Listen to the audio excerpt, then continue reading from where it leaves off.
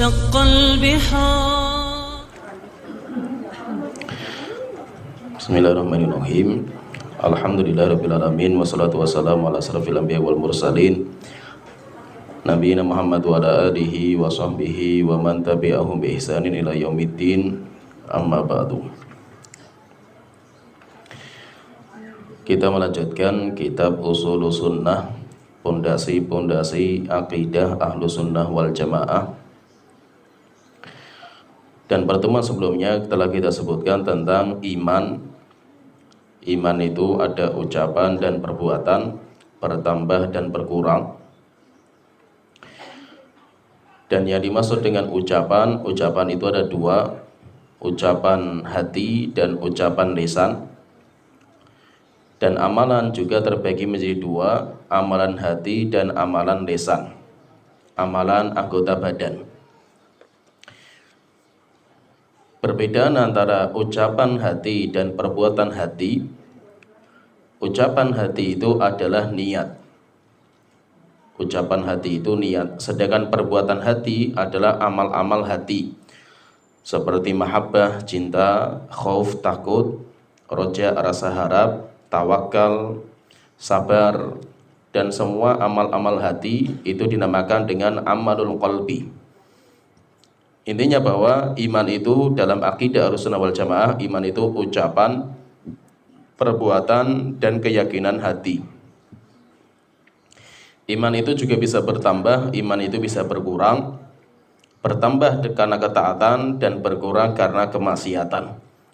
Ketika iman itu berkurang bukan berarti orang itu kafir, tetapi orang itu dinamakan dengan mukmin kamilul iman, sempurna imannya kalau tidak punya dosa. Atau kita katakan mukmin naqisul iman, orang mukmin yang imannya berkurang karena dosa dan maksiat yang dia kerjakan. Dan iman itu nanti bercabang-cabang, dan cabangnya itu banyak sekali. Dan semua Islam itu masuk dalam cabang iman. Semua amal-amal Islam itu masuk dalam cabang-cabang keimanan. Maka iman itu nanti bercabang sampai 63 atau 73 cabang lebih. Sehingga iman itu cabangnya banyak sekali. Semua ketaatan, semua kebaikan itu semuanya adalah cabang-cabang keimanan. Kita melanjutkan pembahasan yang berikutnya. Kita masuk di poin yang ke-25. Al-Imam Ahmad rahimahullah ta'ala beliau berkata, "Wa man taraka sholata faqad kafara." Siapa yang meninggalkan sholat maka dia kafir. Walaysa minal a'mali syai'un tarkuhu kufrun illa sholatu. Dan tidak ada amalan yang meninggalkannya bisa kufur kecuali amalan sholat. Man tarakaha fahuwa kafir. Siapa yang meninggalkan sholat maka dia kafir. Waqad ahallallahu qatlahu. Dan Allah sudah menghalalkan untuk membunuhnya, yaitu untuk membunuh orang-orang yang meninggalkan sholat. Jadi pembahasan di sini tentang iman itu. Tadi kita sebutkan iman itu kan ada ucapan, perbuatan, ada juga keyakinan hati. Berkaitan dengan amal soleh,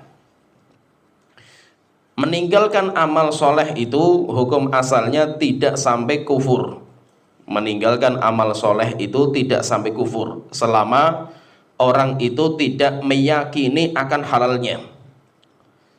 Jadi tidak ada amalan, yaitu amalan masa itu kecuali kufur, kekafiran itu jelas. Tapi amal soleh, orang tidak puasa, orang tidak baca Quran, orang tidak sedekah, orang yang meninggalkan amal soleh itu hukum asalnya tidak kafir, kecuali kalau dia menghalalkan, yaitu kalau dia itu sampai tingkatan menghalalkan, maka orang itu kafir karena penghalalan hati dia.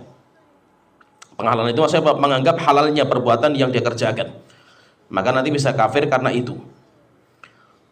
Tetapi ketika dia itu tidak menghalalkan, dia meyakini bahwa dirinya itu keliru, tetapi dia itu meninggalkan. Maka kalau seperti ini, yang yang paling parah itu adalah sholat. Yang paling parah itu adalah sholat. Maka amal sholat ketika orang itu meninggalkan, maka itu sangat bahaya sekali, sangat berbahaya. Kenapa? Karena terlalu banyak dalil-dalil yang menunjukkan akan bahayanya orang-orang yang meninggalkan sholat. Maka nanti orang yang meninggalkan sholat itu, nanti ada dua. Orang yang meninggalkan sholat itu ada dua. Yang pertama, orang yang meninggalkan sholat karena menghalalkan perbuatan dia, atau dia itu menganggap sholat itu tidak wajib. Ini yang pertama. Jadi ada orang, dia nggak sholat. Kenapa nggak sholat? Karena dia menganggap sholat itu nggak wajib. Ini macam orang yang meninggalkan yang pertama. Orang meninggalkan sholat karena meyakini sholat itu tidak wajib. Bagaimana hukumnya? Orang ini kafir. Orang itu kufur. Kufurnya dari mana? Kufurnya karena dia meyakini sholat itu nggak wajib. Karena sholat itu termasuk rukun Islam yang paling penting, sampai dijadikan sholat itu sebagai tiangnya agama. Kalau dia mengatakan sholat itu tidak wajib, maka dia itu kafir. Orang itu kafir.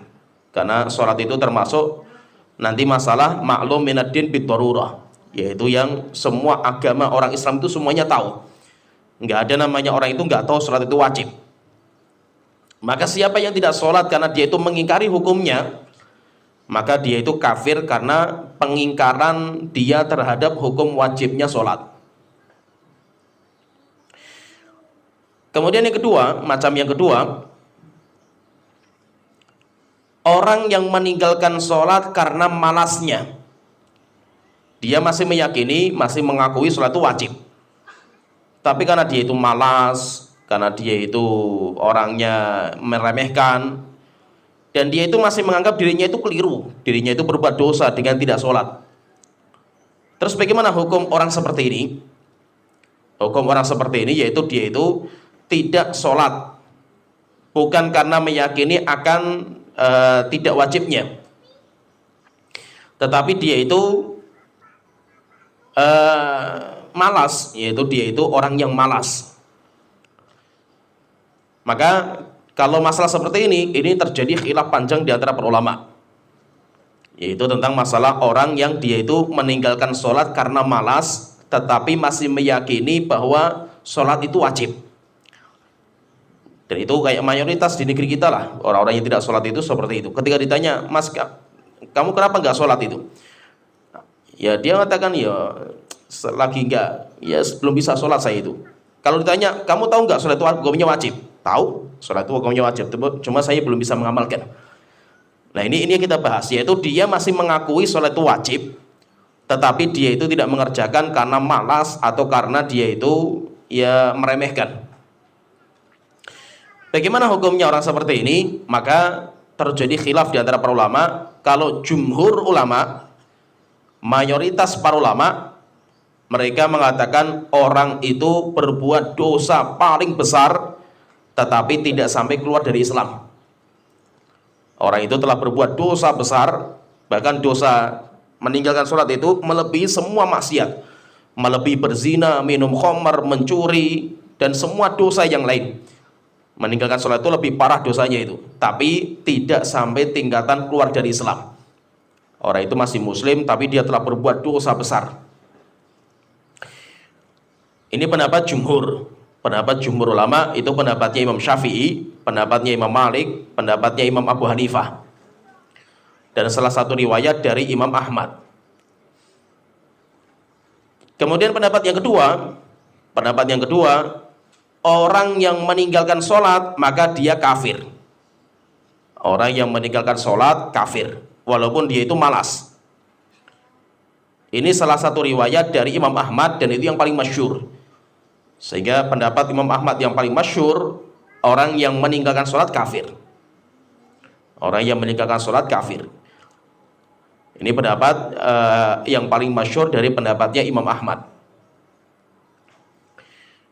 Jadi intinya fahami di sini bahwa intinya orang meninggalkan sholat itu nggak main-main. Itu dosa walaupun jumhur mayoritas ulama tidak sampai mengkafirkan, tetapi itu dosa yang paling besar. Dosa yang paling besar, gak main-main dosa meninggalkan sholat ini.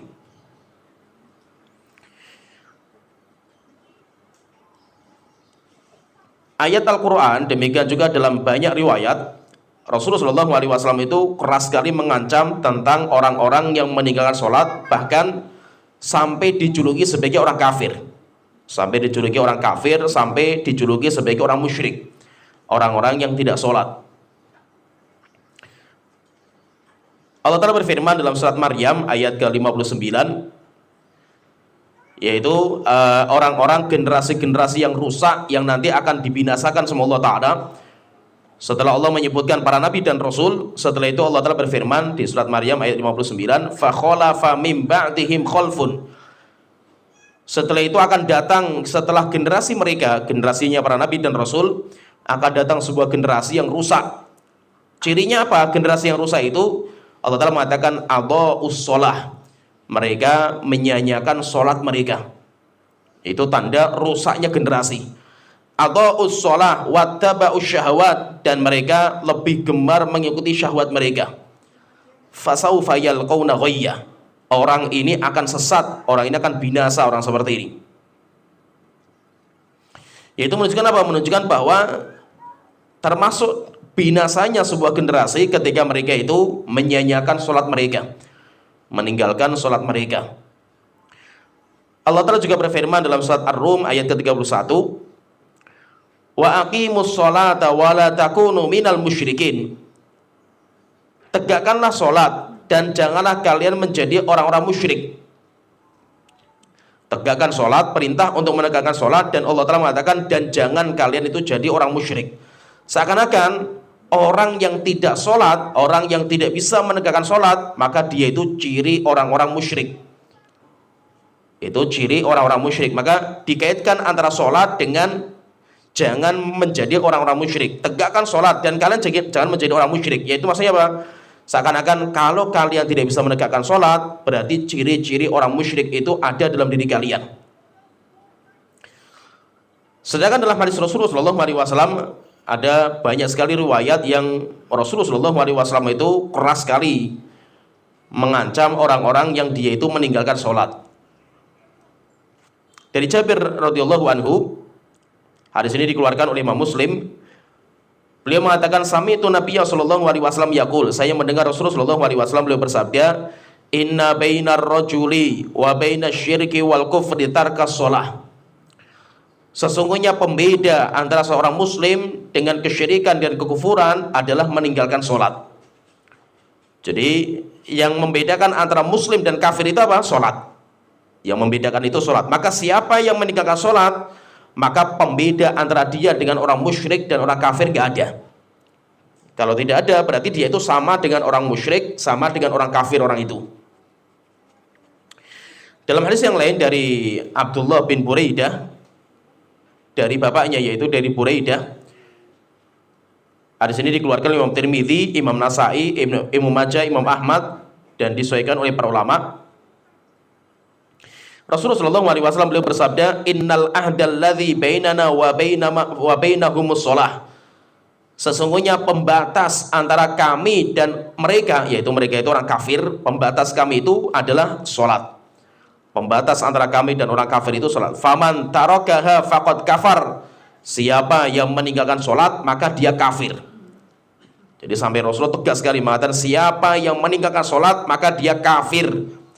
Orang itu kafir. Kalau sudah juluki kafir itu gak main-main.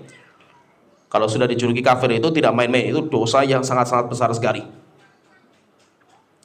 Kemudian hadis yang ketiga dari Anas bin Malik radhiyallahu anhu, dikeluarkan oleh Imam Bukhari dan Muslim. Anas bin Malik radhiyallahu anhu beliau bercerita, anna Nabiyya sallallahu alaihi wasallam kana idza ghaza bina qauman. Rasulullah sallallahu alaihi wasallam itu beliau kalau ingin menyerang sebuah negeri, negerinya orang kafir, lam yakun yaghzu bina hatta yusbih. Maka Rasulullah itu menunggu waktunya sampai subuh, ditunggu sampai subuh batasannya itu. Fayangdur, setelah itu di waktu subuh didengar, dilihat. Fa in sami'a adzanan kaffa anhum. Kalau Rasulullah itu mendengar dari negeri itu suara azan, maka Rasulullah berhenti. Yaitu berarti apa? Negeri itu negeri Islam. Kenapa? Karena terdengar suara azan.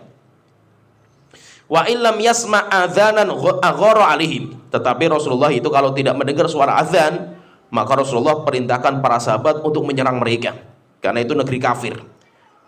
Karena itu negeri kafir. Dalil ini nanti dipakai oleh sebagian ulama untuk membedakan negeri Islam dan negeri kafir itu apa bedanya. Banyak para ulama yang mengatakan bahwa perbedaan antara negeri Islam dan kafir itu terletak pada syiar yang nampak, bukan kepada hukum. Hukum misalkan gini, misalkan kita tanya Indonesia. Indonesia itu hukum yang berlaku bukan hukum undang-undang Islam, tapi undang-undang 45. Apakah itu undang-undang Islam? Bukan. Pertanyaan, berarti negeri kita itu, Indonesia itu negeri Islam atau tidak? Kita katakan Indonesia itu negeri Islam. Kenapa dinamakan negeri Islam? Karena syiar yang nampak itu Islam. Azan bersautan di mana-mana. Sehingga ketika syiar Islam itu nampak, yang paling nampak itu azan. Kalau azan itu dikumandangkan, berarti negeri itu adalah negeri Islam. Itu sampai dijadikan sebagai pembeda antara azan dan sholat, itu sebagai pembeda antara negeri Islam dan negeri kafir. Dalam hadis yang lain, hadis yang keempat dari Auf bin Malik radhiyallahu anhu, hadis ini dikeluarkan oleh Imam Muslim. Dari Rasulullah SAW beliau bersabda, "Khiyaru a'immatikumul ladzina tuhibbunahum wa yuhibbunakum." Rasulullah SAW beliau mengatakan, sebaik-baik pemimpin kalian, presiden kalian, raja kalian adalah raja-raja yang kalian mencintai mereka, masyarakat mencintainya, dan mereka pemimpin juga cinta sama kalian, cinta sama masyarakat. Wa yusalluna alaikum wa tusalluna alaihim. Kalian mendoakan mereka, mendoakan pemimpin, dan mereka pemimpin mendoakan kalian. Itu berarti menunjukkan apa? Kalian itu masih baik. Pemimpin kalian itu terbaik, yaitu kalau kalian cinta sama pemimpin kalian, pemimpin juga cinta sama kalian. Kalian mendoakan pemimpin, pemimpin juga mendoakan kalian. Maka itu pemimpin yang terbaik. Setelah itu Rasulullah bersabda lagi, wasyiraru a'immatikum alladzina tubghidunahum wa yubghidunakum. Dan sejelek-jelek pemimpin kalian, presiden kalian, raja kalian adalah orang-orang yang kalian benci, kalian membenci mereka, dan mereka pun membenci kalian. Wa tal'anunahum wa yal'anunakum. Kalian melaknat pemimpin dan pemimpin melaknat kalian. Yaitu antara pemimpin sama masyarakat itu saling membenci, saling mencaci, saling melaknat. Qila, kemudian Rasulullah ditanya, "Ya Rasulullah, afala nubadzibuhum bisayf?" Kalau kita mendapatkan pemimpin yang seperti ini, boleh enggak kita itu memberontak dengan pedang yang kita miliki? Maka Rasulullah mengatakan, qala la, jangan. Ma aqamu fikumus shalah, selama pemimpin itu masih menegakkan sholat untuk kalian. Yaitu apa? Pemimpin itu masih sholat. Selama pemimpin itu masih sholat dan mengizinkan masyarakatnya untuk sholat, maka tidak boleh dikudeta. Walaupun mereka itu pemimpin yang zalim. Bahkan Rasulullah menyebutkan pemimpin-pemimpin yang akan datang di akhir zaman itu, qulubuhum qulubus syayatin, hatinya hati syaitan. Pemimpin itu hatinya syaitan mereka itu. Fi jusmanil insi, dalam jasad manusia. Terus apakah kita itu memberontak kepada mereka? Jangan. Selama kita masih sholat, diizinkan di negeri itu masih boleh. Demikian juga pemimpin kita juga masih sholat. Berarti menunjukkan apa? Kalau kita baca hadis ini berarti menunjukkan bahwa selama pemimpin itu masih menegakkan sholat, maka tidak boleh kita lengserkan dari jabatan.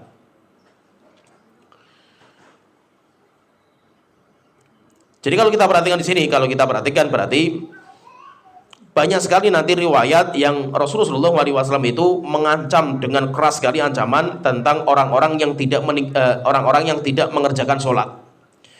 Oleh karena itu dalam Al-Quran tadi kita sebutkan ada ancaman sampai tingkatan kufur. Demikian juga dalam hadis Rasulullah sampai tingkatan kafir orang yang tidak sholat.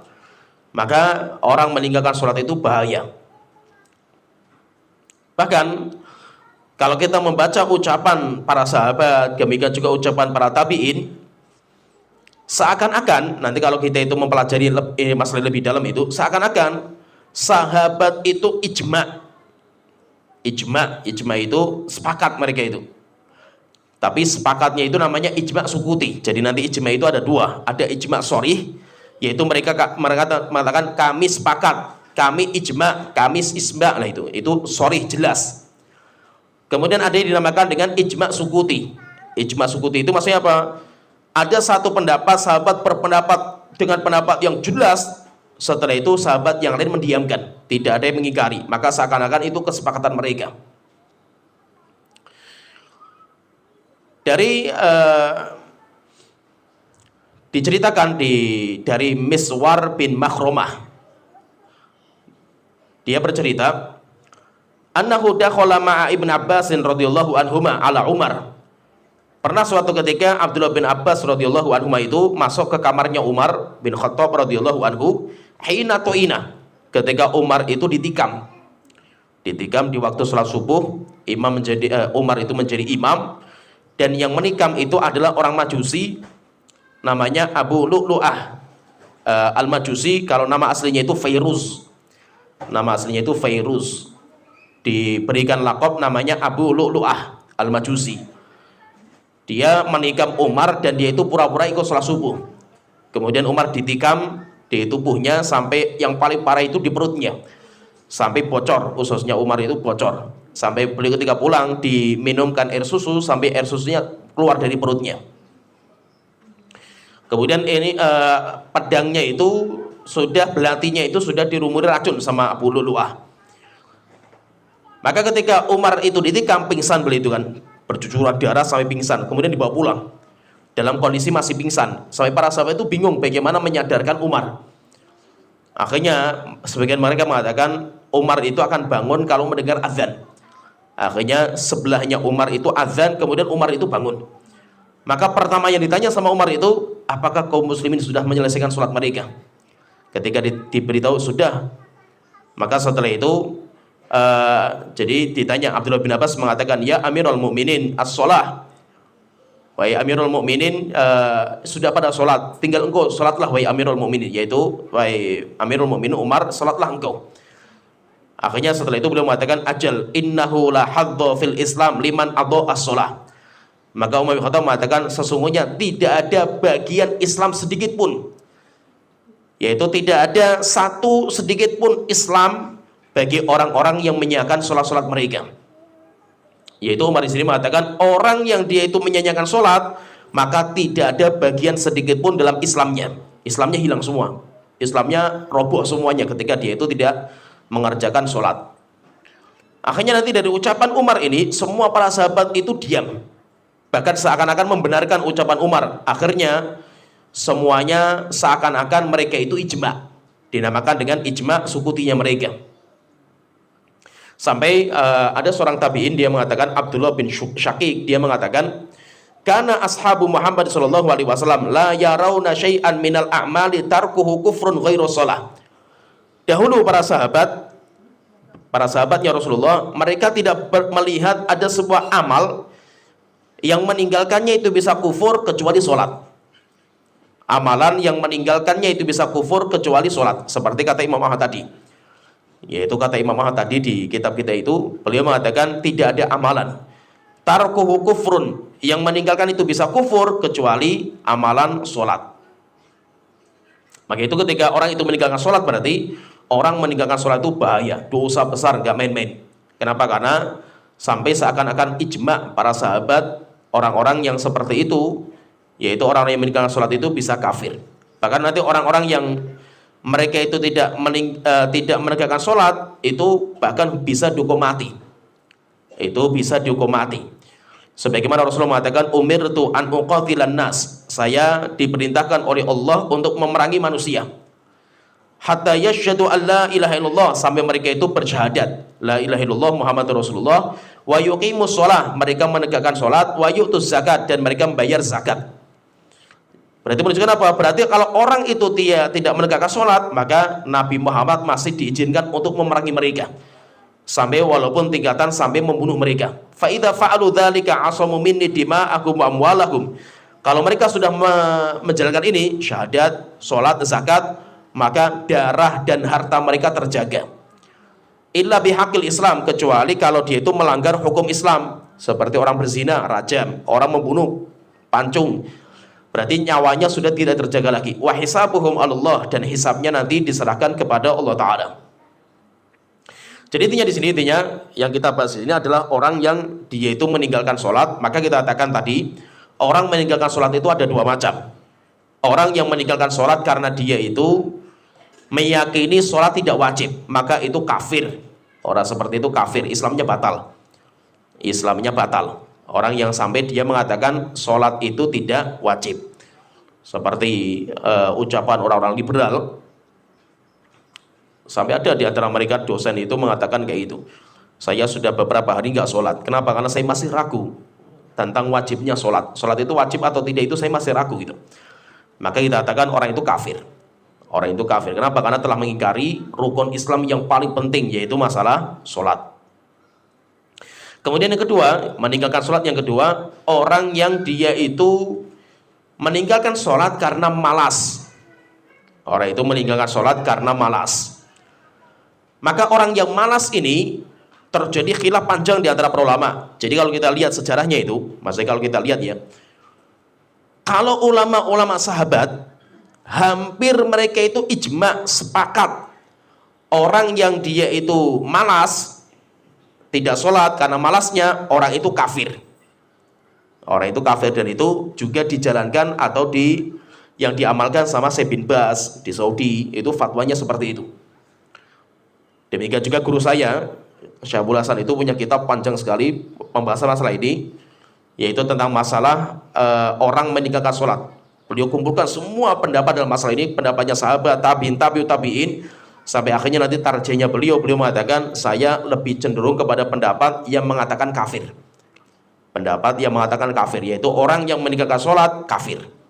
Kenapa? Karena terlalu banyak dalil, kata beliau itu. Sedangkan dalil yang mengatakan tidak kafir itu gak terlalu begitu kuat. Itu kalau kita lihat pendapatnya sahabat. Tetapi kalau kita masuk ke pendapatnya ulama-ulama mutakhirin atau ulama mazhab, jumhur, bahkan ada yang melakukan ijma'nya mazhab, yaitu ulama-ulama berikutnya, bahwa orang yang meninggalkan sholat itu tidak kafir. Sehingga terjadi khilaf panjang di antara masalah ini. Menunjukkan apa? Menunjukkan bahwa sholat itu tidak main-main. Sholat itu tidak main-main. Maka sholat itu harus dijaga. Kalau orang itu meninggalkan sholat, semuanya sepakat itu dosa paling besar. Dosa paling besar, yaitu dosa maksiat yang paling besar di bawah kesyirikan.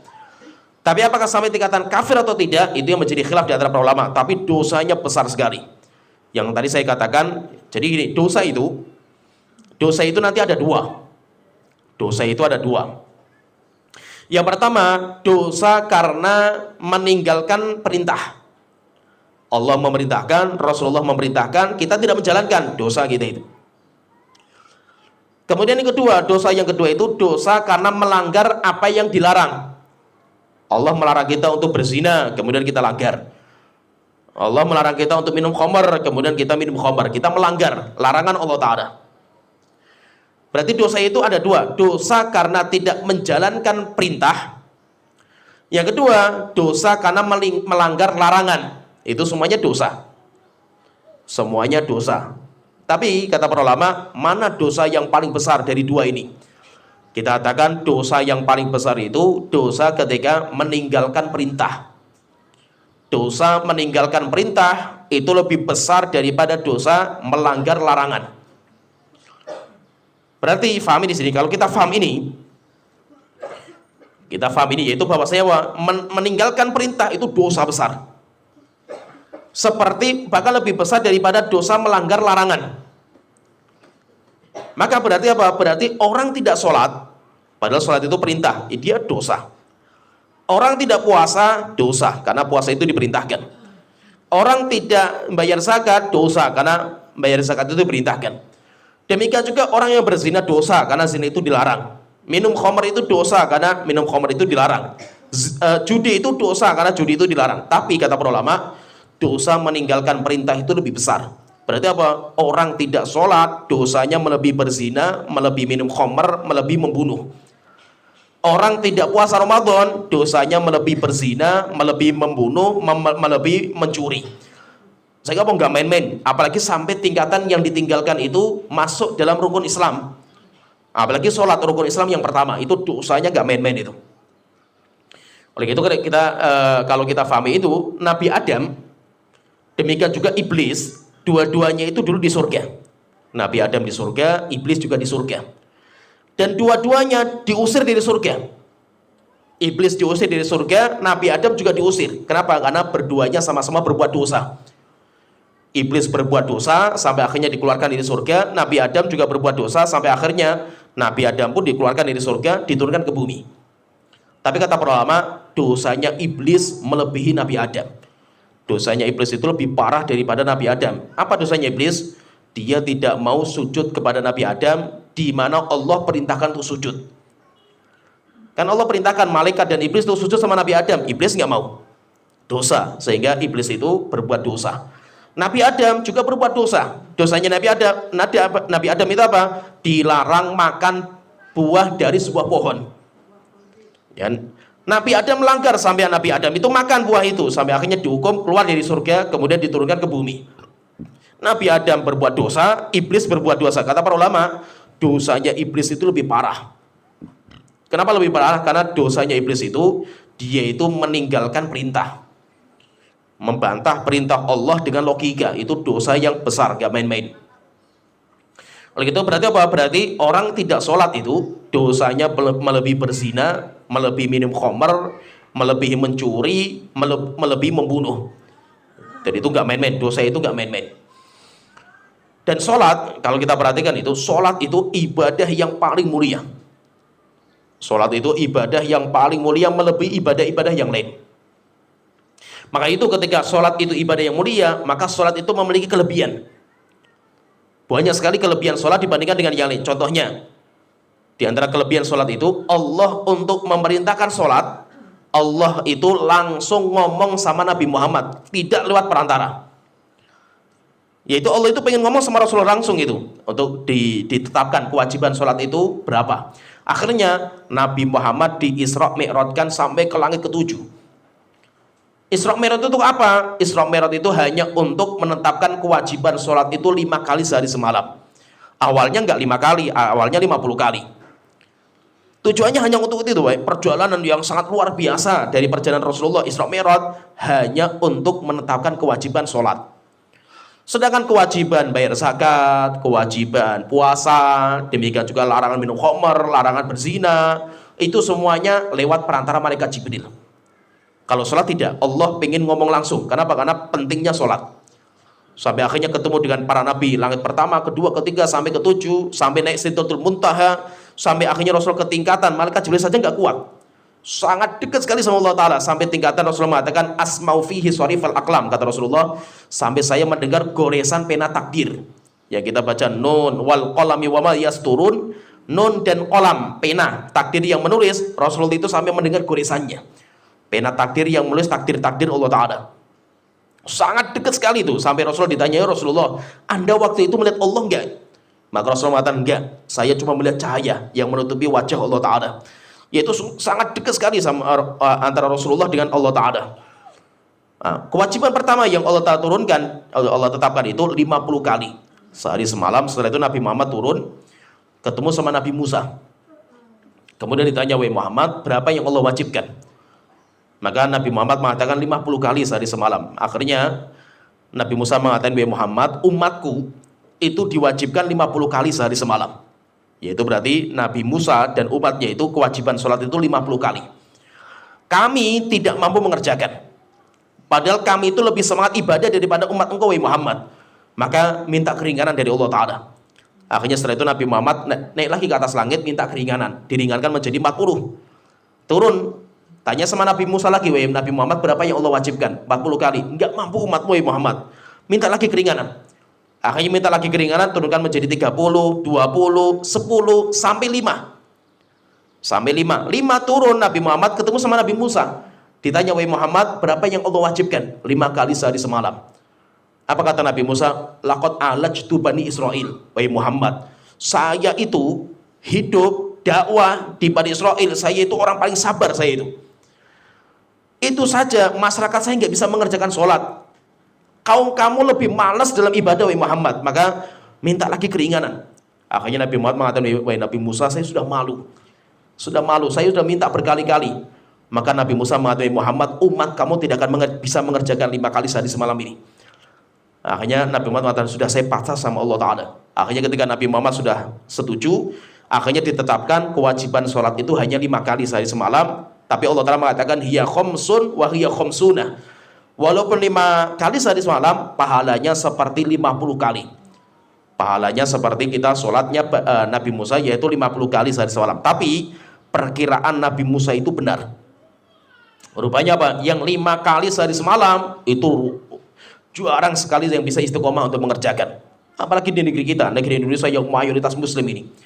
Sampai ada survei itu, saya pernah membaca survei di Indonesia itu yang mengerjakan sholat secara yaitu 5 kali sehari semalam itu hanya 15% dari orang muslimnya. Yang 5 kali loh sehari semalam itu. Kalau sholat Jumatnya banyak sekali lah, itu hampir mayoritas lah sholat Jumat. Tetapi kalau sholat 5 kali sehari semalam itu cuma 5%. Dan dari 5% itu yang sholatnya itu sampai di masjid, sholat laki-lakinya di masjid itu hanya 5%. Berarti masjid-masjid itu kalau sholat fardu yang ngisi itu cuma 5% dari jumlah orang muslim. Padahal nanti jayanya Islam itu ketika bisa memerangi Yahudi, ketika sholat subuhnya itu kayak ramainya kayak sholat Jumat.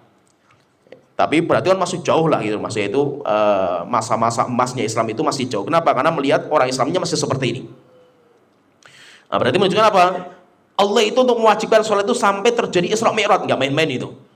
Yaitu sampai akhirnya diturunkan kewajiban sholat itu yang Allah tetapkan kepada umat Islam itu 5 kali sehari semalam. Itu saja Nabi Musa mengatakan tidak akan mampu umatnya, dan sampai sekarang Masya Allah kita lihat seperti inilah itu. Sampai cerita ya, ini cerita nyata itu. Ada seorang direktur lah di sebuah hotel. Dia itu ya intinya ketika saya di situ, saya jadi dewan syariatnya itu, saya ngomong kepada CM-nya itu, kamu sebagai penanggung jawab, kamu sekarang punya karyawan, maka wajib karyawan untuk sholat. Akhirnya dibuat sebuah peraturan bahwa semua karyawan harus sholat, yang muslim maksudnya itu. Subhanallah, itu ada chefnya itu orang muslim tuh, bukan orang kafir, orang muslim. Itu dari Klaten kalau nggak salah itu. Dia itu ketika disuruh sholat, dia itu ngomong, Pak, kalau saya disuruh kerja lembur, mau berapa jam itu saya layani itu. Tapi kalau sholat saya belum bisa gitu. Coba ingat itu, saya sholat belum bisa gitu. Padahal cuma 5 menit, satu sholat 5 menit, cuma 25 menit setelah itu saja belum bisa. Bukan orang kafir loh yang ngomong loh. Sampai akhirnya bingung nih jamnya, gimana Ustaz ini? Dia itu pemimpin yaitu yang tukang masak itu di dapur, dan hotel itu paling penting dapurnya itu. Tapi chefnya seperti ini itu. Maka saya bilang, berikan pilihan sama dia tetap kerja atau pecat. Kenapa? Karena dia itu hak Allah saja nggak bisa dijaga, apalagi haknya kita gitu loh. Kita mau percaya dengan orang yang dia saja sama Tuhannya nggak percaya kan gitu loh. Akhirnya setelah itu diberikan pilihan, kamu tetap mau kerja tapi syaratnya sholat, atau kamu kita pecat. Dia mending apa? Mending saya dipecat daripada saya disuruh sholat katanya. Yang ngomong seperti ini apa? Orang muslim nih, orang muslim loh, bayangkan, bukan orang kafir itu. Jadi sholat itu kayak Masya Allah, beban hidup yang luar biasa beratnya lah sholat itu. Padahal cuma 5 menit kita sholat itu. Tapi luar biasa, sholat itu beratnya luar biasa itu. Nah, kenapa seperti itu? Karena ya syaitan lah, syaitan tidak akan ridho dengan kita yang mengerjakan sholat. Jadi di antara kelebihan sholat dibandingkan dengan yang lain itu, ibadah yang lain itu, sholat itu Allah mewajibkan sampai Nabi Muhammad itu dinaikkan Isra dan Mi'raj. Dan tidak ada ibadah yang seperti itu. Tidak ada ibadah yang seperti itu. Semua ibadah itu semuanya Allah perintahkan lewat malaikat Jibril. Perantara malaikat Jibril datang ke Nabi Muhammad, kemudian disampaikan wahyu. Tapi kalau sholat tidak. Kemudian yang kedua, di antara kelebihan sholat dibandingkan dengan amal yang lain, sholat itu pertama kali akan dihisab nanti di hari kiamat. Awalu ma yuhasabu bihil abdu yaumal qiyamati sholatuhu. Amal yang pertama Allah akan hisab di hari kiamat itu adalah sholat. Itu amal yang pertama dihisab. Tapi ada riwayat yang lain, Rasulullah mengatakan awalu ma yuqda yaumal qiyamah, awwalu ma yuqda yaumal qiyamah baina ibadihi ad-diba. Dosa yang pertama kali nanti akan ditetapkan oleh Allah itu adalah dosa yang berkaitan dengan darah. Yaitu maksudnya apa? Pembunuhan.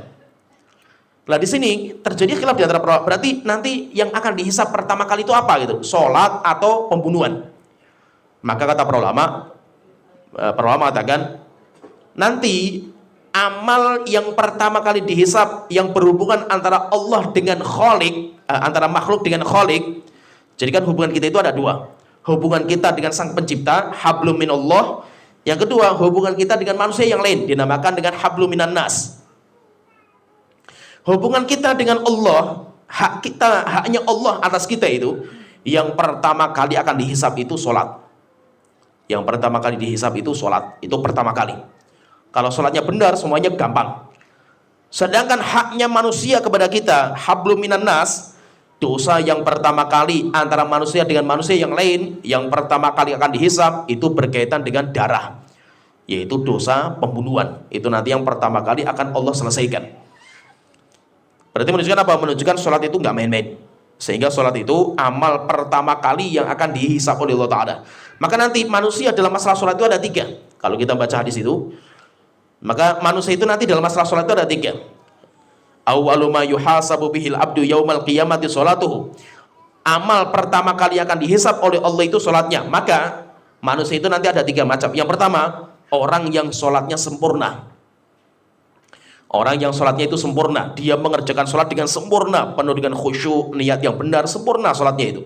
Faqad aflaha wa najah, kata Rasulullah, dia sukses dan dia bahagia. Orang itu telah sukses, orang itu akan selamat dia itu. Ini macam yang pertama, orang yang menjaga sholatnya, dia mengerjakan sholat dengan sebaik-baiknya. Kemudian yang kedua, orang yang rusak sholatnya. Yaitu rusak sholatnya. Rusaknya sholatnya itu karena dia tidak pernah mengerjakan, atau sia-sia, atau mengerjakan karena pengen dipuji sama orang, nggak ada ikhlas sama sekali. Maka orang itu, kata Rasulullah, faqad khaba wa khasira, dia adalah orang yang rugi dan dia adalah orang yang paling celaka. Bahkan nanti dia menjadi penyebab masuk neraka. Orang-orang yang masuk neraka sakor, ketika ditanya itu, ma salakakum fi sakor, apa yang menyebabkan kalian itu diazab di neraka sakor ini? Maka mereka mengatakan, qalu lam nakum minal musallin, karena kami dulu tidak sholat. Walam nakun nut'imul miskin, dan kami tidak memberikan zakat, tidak memberikan makan kepada orang-orang miskin. Berarti apa? Sholat, tidak sholat itu menjadi penyebab utama orang itu nanti diazab di neraka jahanam. Di neraka namanya sakor, nerakanya tadi itu. Kemudian ketiga, orang yang sholatnya itu ada kekurangan. Dia sholat tapi masih banyak kekurangan, seperti dalam masalah khusyuknya dia tidak bisa menjaga, dalam masalah niatnya dia tidak bisa sempurna, demikian juga dalam masalah waktunya dia juga mengakhirkan waktunya. Kalau bagi laki-laki, dia mungkin sering tidak sholat jamaah di masjid. Maka orang yang sholatnya itu masih banyak kekurangan seperti ini, maka nanti Allah mengatakan kepada para malaikat, ungduru halil abdi min tatawu, coba lihat hambaku itu punya sholat sunnah atau tidak.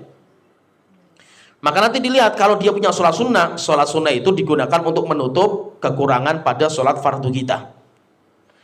Sholat sunnah apa yang bisa dipakai untuk menutup? Sholat sunnah yang mengiringi. Sholat sunnah yang mengiringi dinamakan dengan sholat sunnah rawatib. Sholat sunnah rawatib, sholat sunnah yang mengiringi sholat fardu, baik sebelumnya namanya qobliyah, atau setelahnya dinamakan dengan sholat sunnah ba'diyah. Dan nanti dari sholat sunnah yang rawatib ini, nanti ada yang sunnah mu'akkadah. Sholat sunnahnya itu sangat dianjurkan. Ada yang sholat sunnahnya itu biasa. Yang mu'akkadah, yang sholat rawatib, yang mu'akkadah itu berapa? Terjadi khilaf di antara para ulama. Ada yang mengatakan 12, ada yang mengatakan 10. Dan semuanya riwayatnya kuat semua. Walaupun yang terbaik kita jalankan 12. Kenapa? Karena Rasulullah mengatakan, man sholla fi kulli yaumin ithnai asyrata raka'atan, siapa yang sholat setiap harinya 12 rakaat, yaitu sholat rawatib itu, banallahu lahu baitan fil jannah, Allah akan membangunkan rumah dia bagi dia di surga.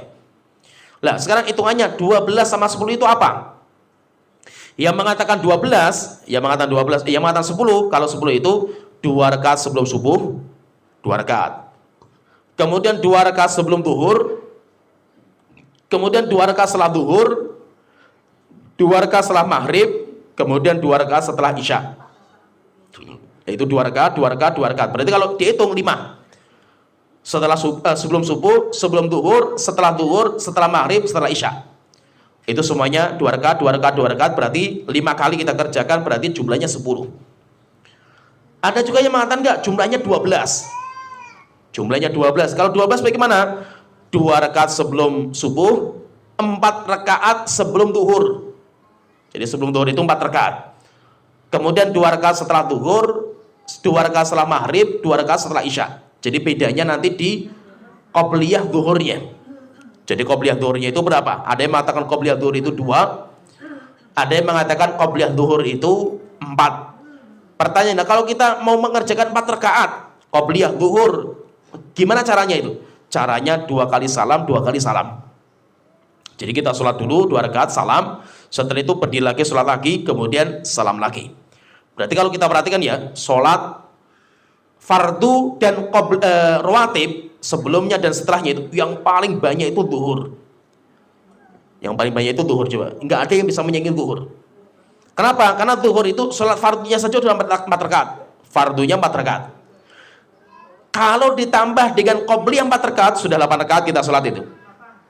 Ya, 8 rakaat kan. Ditambah lagi dengan ba'diyahnya 2 rakaat, 10 bayangkan itu. 10, berarti kita sholat duhur itu 10 kali. 10 rakaat kita itu. Kenapa kok paling banyak? Ya itu kita katakan wallahu alam, Allah yang tahu. Tapi sebagian ulama mereka itu meneliti, sebagian ilmuwan itu meneliti, kenapa kok duhur itu yang paling banyak? Karena kita itu dari subuh itu waktu antara subuh dengan sholat setelahnya itu jauh sekali waktunya itu. Sehingga apa? Sehingga aktivitas kita kan biasanya kalau orang pagi itu aktivitas. Namanya orang beraktivitas, darah itu peredarannya itu mengikuti gravitasi bumi. Sehingga apa? Sehingga jantung itu terlalu berat untuk memompa darah sampai ke otak. Sampai ke otak. Maka itu apa caranya? Supaya jantung itu enggak terlalu berat, maka orang itu sujud. Dibantu jantung itu dengan cara kepala itu ditaruh di bawah. Ketika dibantu ditaruh ke bawah, akhirnya suplai oksigen, nutrisi yang sampai ke otak itu bisa maksimal. Maka itu kenapa kok sujudnya ketika zuhur itu lebih banyak? Karena orang itu sudah lama aktivitas. Berbeda nanti antara zuhur sampai asar kan nggak lama. Nanti antara asar sampai maghrib nggak lama. Antara maghrib nggak isya nggak lama juga itu. Ya kan? Tetapi nanti setelah itu kan kita istirahat. Beda dengan antara subuh dengan zuhur. Itu waktunya kita aktivitas, dan kita itu kebanyakan aktivitas itu kita nggak tidur. Akhirnya suplai makanan yang sampai oksigen, makanan yang sampai ke otak itu berkurang. Akhirnya caranya dengan apa? Dengan cara dibantu dengan cara sujud. Dan sujudnya diperlama, diperbanyak. Kenapa? Karena waktu-waktu kita itu untuk istirahat. Setelah itu nanti kita aktivitas lagi itu. Nanti sebagian ilmuwan ada yang mengatakan seperti itu. Saya pernah membaca sebuah tulisan yang dari seorang ilmuwan itu seperti itu. Jadi intinya di sini intinya bahwa sholat itu adalah amal pertama kali yang akan dihisab oleh Allah Ta'ala. Sehingga bagi yang dia itu menjaga sholatnya, maka dia itu akan bahagia nanti ketika di hari kiamat. Tetapi kalau dia itu menyanyiakan sholatnya, maka dia itu orang yang paling merugi nanti di hari kiamat. Dan sholat itu berkaitan dengan masalah sholat itu bukan hanya dikerjakan. Jadi yang penting berkaitan masalah sholat itu bukan dikerjakan, tetapi sholat itu ditegakkan. Itu perintah-perintah sholat itu hampir semuanya itu menegakkan. Wa aqimus sholah wa atuz zakat fa in tabu wa aqamus sholah. Yaitu mesti kalimatnya itu aqamus sholah, yaitu menegakkan sholat, menegakkan sholat, menegakkan sholat. Maka dibahas oleh para ulama, kalimat menegakkan sholat itu apa? Kenapa bukan mengerjakan sholat? Bukan mengerjakan sholat itu bukan dikerjakan, tapi ditegakkan. Maka nanti banyak para ulama itu yang mengatakan menegakkan sholat itu nanti macam sekali, banyak sekali konsekuensinya.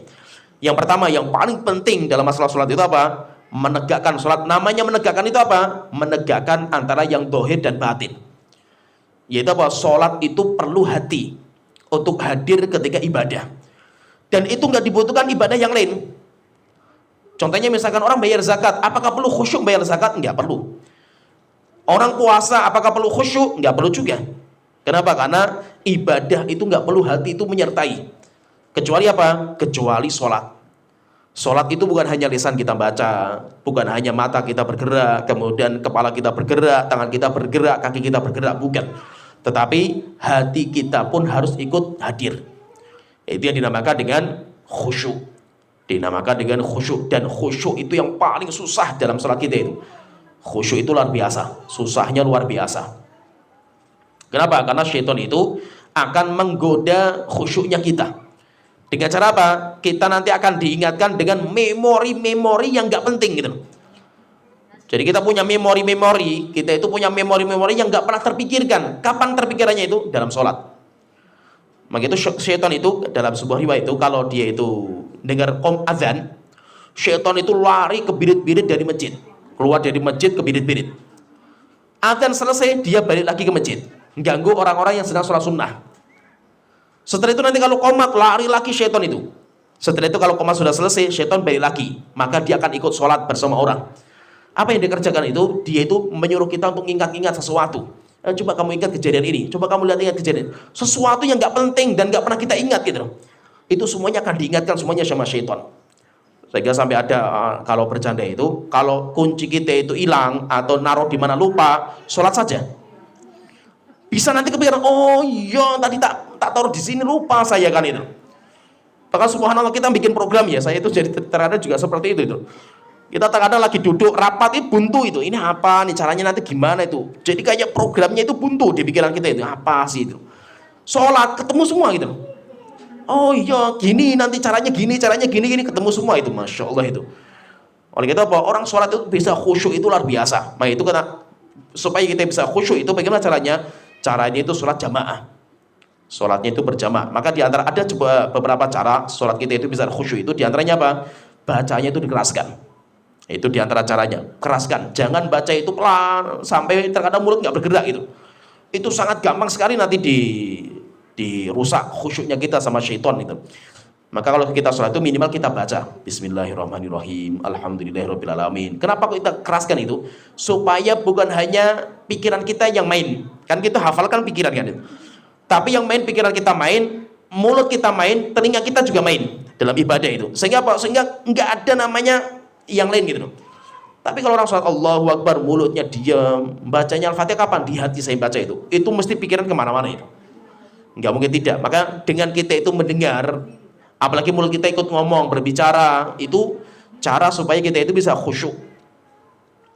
Jadi khusyuk itu maksudnya apa sih khusyuk itu? Khusyuk itu maksudnya hati itu ikut hadir dalam sholat kita ini. Itu namanya orang yang khusyuk. Jadi pikiran itu gak kemana-mana. Kita itu ikut hadir dalam sholat itu. Dan itu luar biasa gak mudah. Apalagi ketika orang itu banyak kerjaan. Orang itu banyak perkara-perkara yang membuat kita itu mikir gitu. Itu luar biasa susahnya kita untuk khusyuk. Kalau seandainya Rasulullah SAW saja sholatnya beliau tergoda.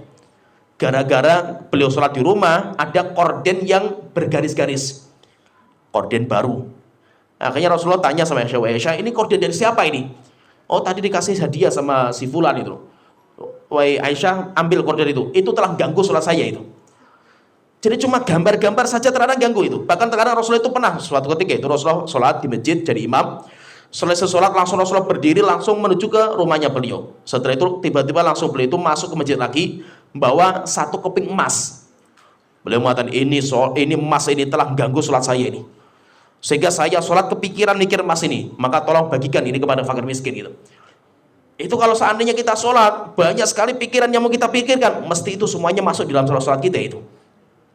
Oleh itu memang Masya Allah itu. Itu sebenarnya jadi gini, orang bisa khusyuk maupun tidak itu sesuai dengan isi hati kita. Hati kita itu isinya apa sih itu?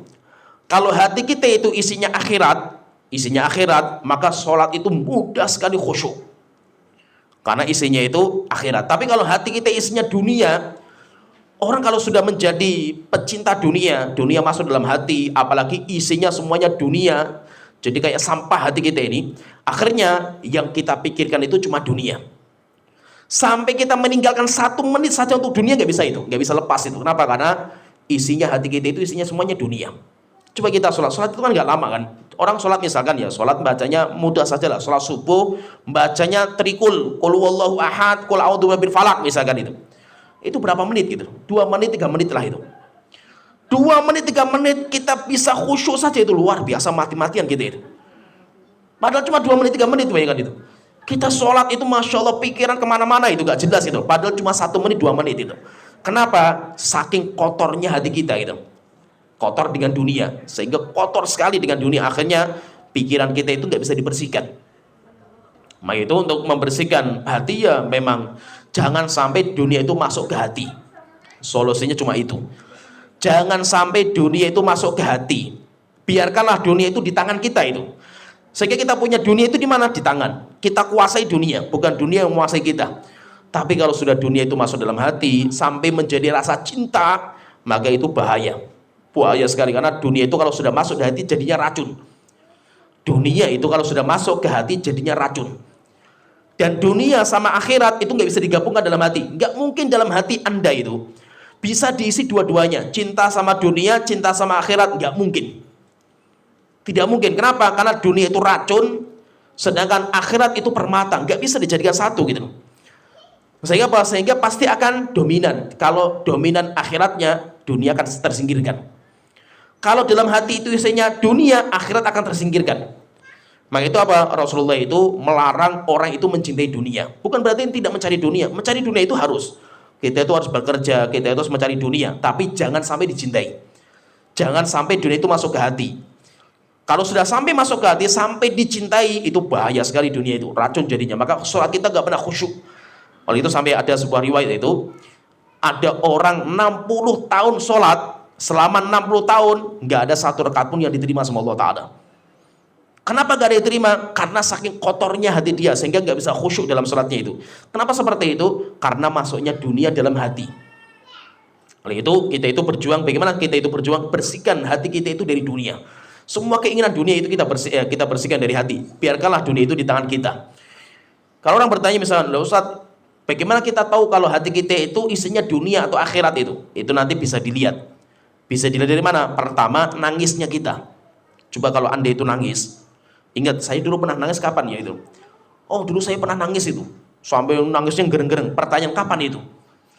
Oh, nangisnya saya itu ketika usaha saya bangkrut. Ah, berarti duit.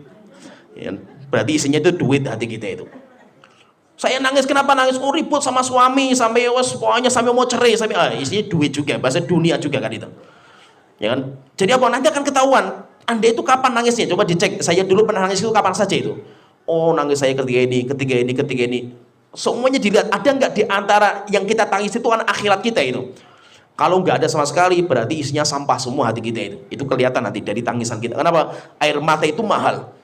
Tidak mungkin air mata itu kita cucurkan kecuali dengan sesuatu yang sangat berharga bagi kita itu. Nggak mungkin sembarangan kita cucurkan air mata.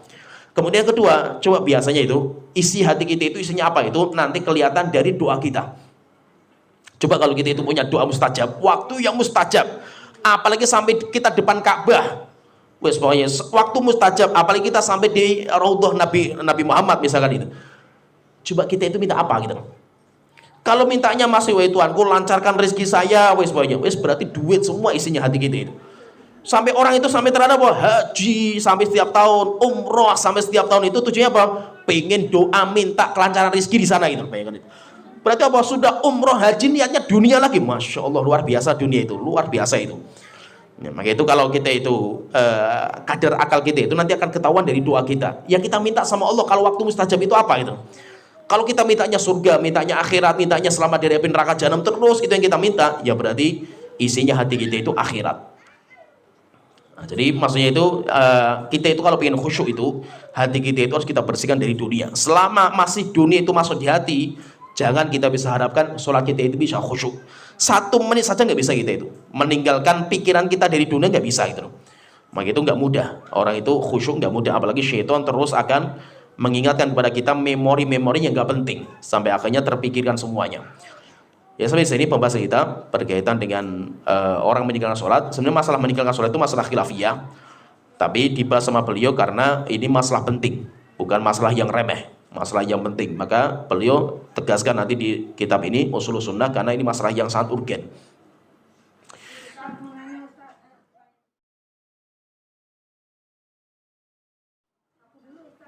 Ya.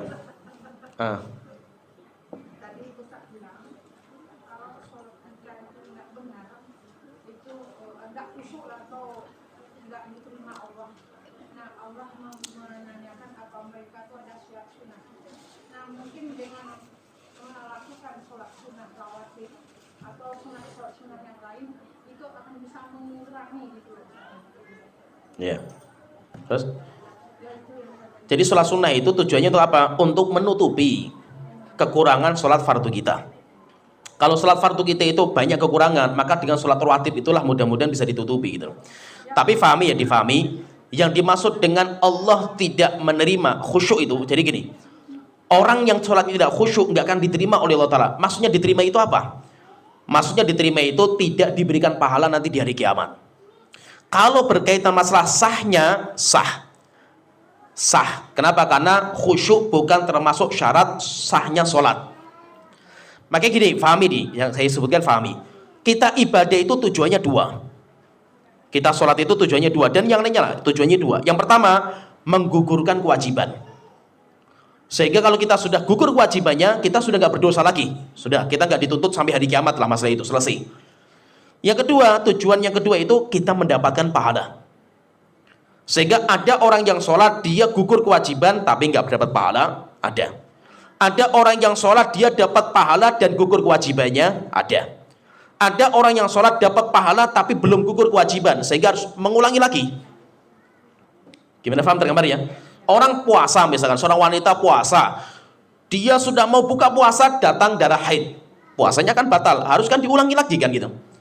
Tapi dia mendapatkan pahala puasa total, penuh pahalanya itu, dia dapatkan, tapi ibadahnya nggak sah. Yang kita harapkan dari ibadah kita itu apa? Gugur kewajiban dan kita itu mendapatkan pahala. Kapan pahala itu? Pahala itu nanti di hari kiamat.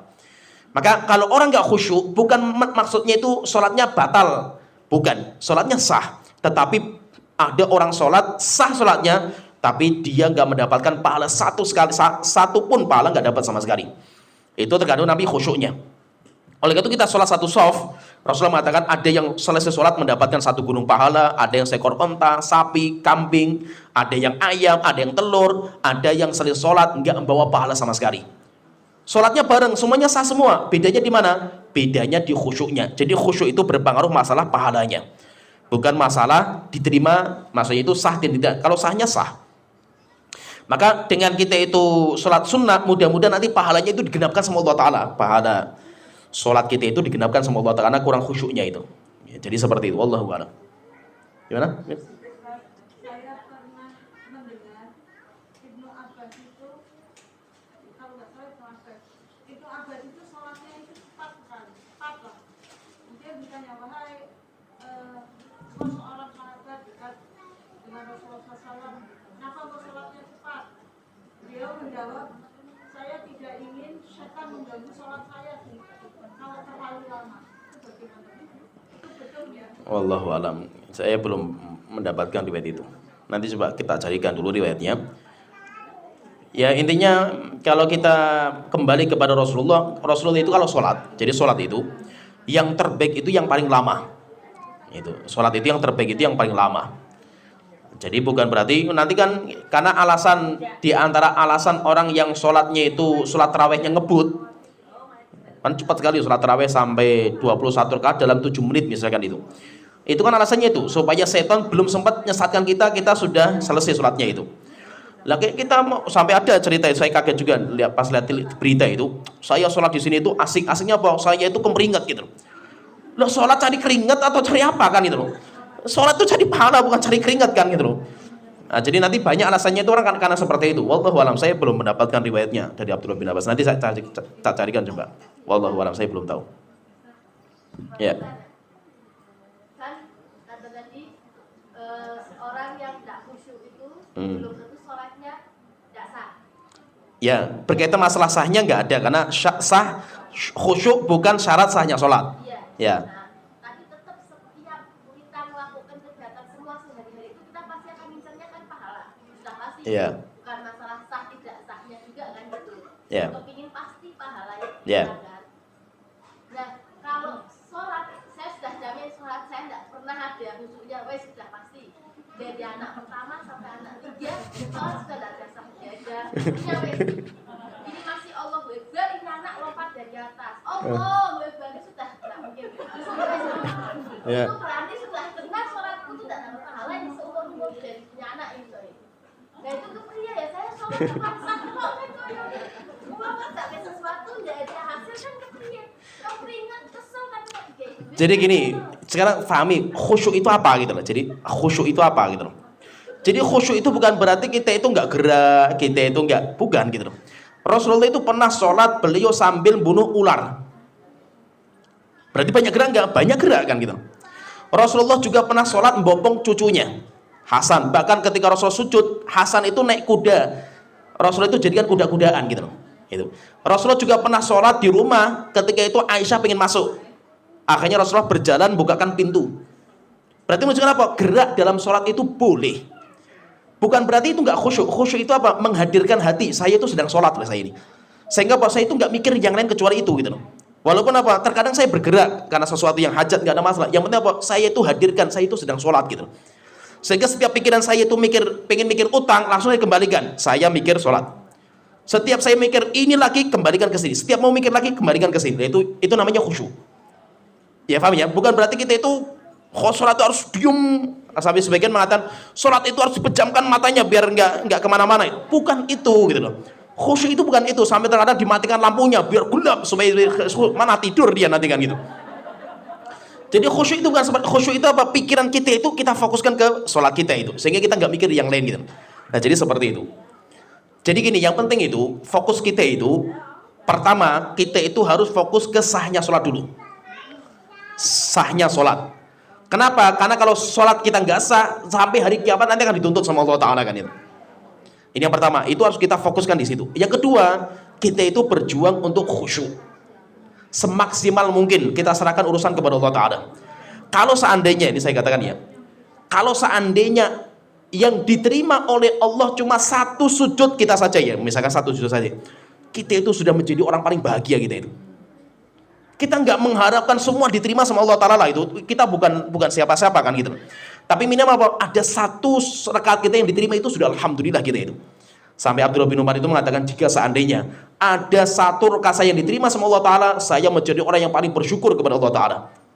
Akhirnya beliau tanya kepada Abdullah bin Umar, cuma satu rakaat kamu bersyukur kepada Allah Ta'ala? Beliau mengatakan karena Allah Ta'ala berfirman, innama yataqabbalullah minal muttaqin.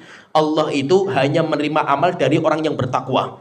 Kalau amal saya ada yang diterima, berarti saya itu termasuk orang bertakwa. Jadi maksudnya yang penting itu kita itu semaksimal mungkin, urusan nanti pahalanya berapa serahkan kepada Allah Ta'ala. Ya tentu kita itu butuh pahala, namanya kita itu ibadah kan butuh pahala. Tapi berapa pahala yang nanti Allah akan berikan kepada kita, wallahu a'lam. Yang penting saya sudah semaksimal mungkin kan itu. Jadi kita semuanya butuh pahala, semua pasti butuh kan itu. Jadi ya kita berusaha semaksimal mungkin lah, semaksimal mungkin. Dan itu nggak mudah, maka itu khusyuk itu kan perjuangan mematikan. Kalau dari wudhunya Ustaz, maksudnya kalau wudhunya kita kayak umpamanya menghirup air ke dalam hidung, Ya. salah satu Jadi enggak, jadi wudhu itu, jadi ini ibadah itu nanti ada yang rukun. Rukun itu kalau nggak dijalankan batal. Ada yang wajib, ada yang sunnah, jadi macam-macam itu. Ada yang syarat juga. Lah rukun kita harus belajar. Rukun itu apa? Dalam masalah, misalkan dalam masalah wudhu, rukunnya cuma 6. Yaitu niat, kemudian mencuci wajah, mencuci tangan, mengusap kepala, cuci kaki, tartib. Demikian juga sholat itu nanti ada rukunnya. Rukunnya apa? Itu harus dijalankan. Kalau itu jalankan sah sholat kita. Nah, itu perlu kita belajar fikihnya. Wallahu a'lam. Ada yang bertanya? Hah?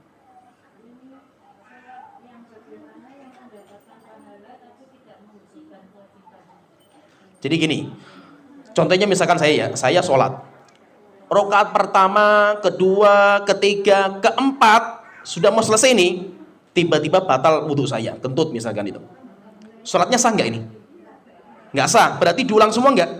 Semua, bukan hanya rakaat terakhir saja kan itu. Berarti apa? Sholatnya batal semua, berarti dia mengulang, tapi dia mendapatkan pahala sempurna.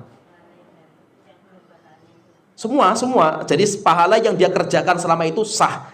Di hadapan Allah akan diberikan pahala.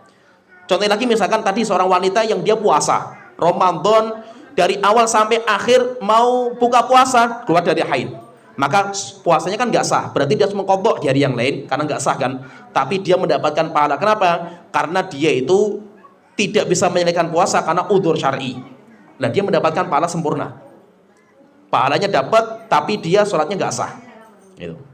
Jadi ada ibadah yang modelnya seperti itu ada. Wallahu a'lam. Ya sampai di sini wa akhiru da'wana alhamdulillahirabbil alamin sallallahu alaihi Muhammad wa ala alihi washabihi ajmain.